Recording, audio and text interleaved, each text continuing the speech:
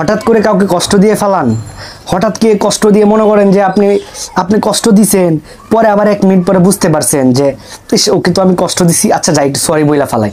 Sorry বইলা মনে করতেছেন যে ও আপনার কাছে হাসতেছে, কথা বলতেছে, ও সরি বলছে, আচ্ছা ইটস ওকে নো প্রবলেম। ও বলছে যে আপনি যাকে বলছেন কষ্ট দিচ্ছেন তাকে সরি বলছেন, সে বলছে ইটস ওকে নো প্রবলেম। আপনি মনে করতেছেন যে এইটাতেই শেষ, সে রাগ নাই, তার কোনো অভিমান নাই, তার কোনো আর কষ্ট লাগছে না। একটা গল্প বলি, গল্পটার মাধ্যমে বুঝতে পারবেন তাইলে যে তার কখনোই তার সেই কতটা যায় না।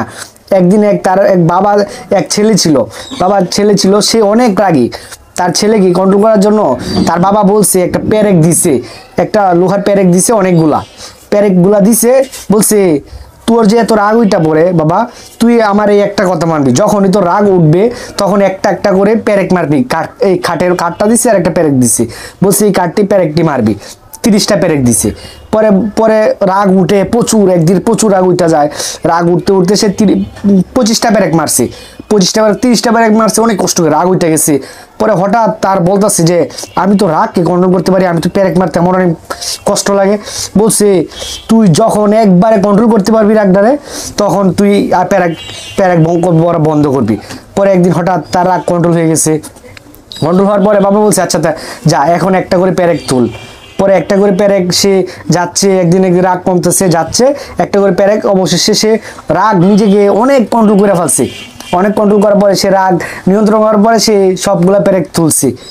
তাকে বাবা প্রশ্ন করছে আচ্ছা তুই যে রাগ কন্ট্রোল করছস, যে পেরেকগুলো যে তুলছো তুমি এখন, আচ্ছা দেখো তুমি যে পেরেকগুলো মারছো, তুমি ঠিকই রাগ কন্ট্রোল করে পেরেকগুলো উঠায় নিছো, তোমার পেরেক তোমার কাছে আছে, দেখছো যে ক্ষতটা হয়েছে, ক্ষতটাকে তুমি কখনো বন্ধ করতে পারবা?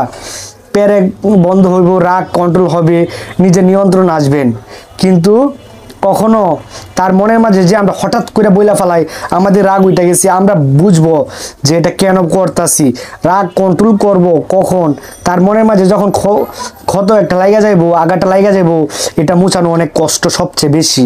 এটা কখনোই মুছতে পারে না। মানুষে সরি বলে, উনি ওকে বলে, ঠিক আছে, কিন্তু তার ওকে বলতে কোনো কিছুই না। যে একটা ক্ষত থাকে ওইটা সবসময় থাকে।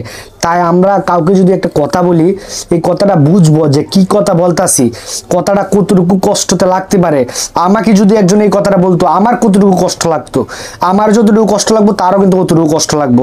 আমি যেমনি আমার মনের থেকে কখনো এই কষ্টটা যাবে না, আমি যদি কাউকে কষ্ট দিয়ে কথা বলি, সে তার মনে থেকেও কষ্টটা যাবে না কিন্তু কখনো। কিন্তু মুখে মুখে কথা হবে, কিন্তু অন্তর থেকে যে একটা কষ্ট থাকবো, যে একটা ক্ষত হয়ে যাব, এটা কিন্তু অনেক গভীরে থাকবে। তাই আমরা কাউকে যদি কথা বলি, কষ্ট দিয়ে কথা বলতে চাই, রাগের মাথায় আগে সুন্দর করে বুঝবো যে কথাটা বললে আমি কষ্ট পাবো কি না। যদি আমি কষ্ট না পাই, কথাটা আমাকে কেউ যদি বলে, তা আমি এই কথা বলতে পারবো। তাই আমাদের রাগকে আগে নিয়ন্ত্রণ করা সবারই দরকার। সবাই অবশ্যই কমেন্টে জানাবেন কথাটা সত্যি কি না। আর আমার ইউটিউব চ্যানেলটা সাবস্ক্রাইব করবেন, আর যদি আমার পেজে দেখেন, পেজটা অবশ্যই ফলো দিবেন। সবাই ভালো থাকবেন। আসসালামু আলাইকুম।